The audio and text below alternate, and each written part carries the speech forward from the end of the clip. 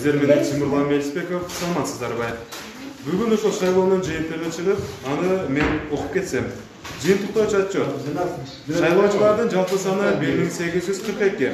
Алынган бюллетендердин саны белгисиз. Добуш бергендердин саны 654.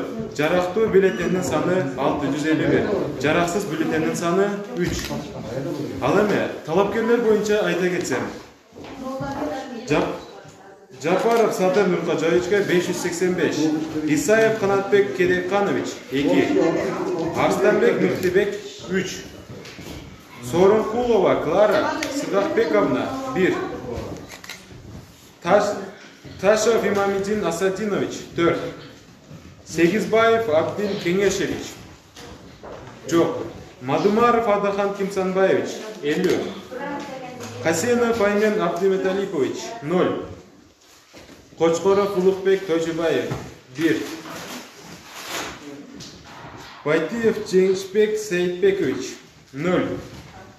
Абакиров Эльдар Куманбекович 0. Асанов Хусан Сатарович 0. Абдулдаев Арстанбек Бейшаналиев 0. Жээнбеков Равшан Бабырбекович 0. Калматов Бакытбек Орозалиевич 1. Төлбаев Бабыржан Латиханович 3.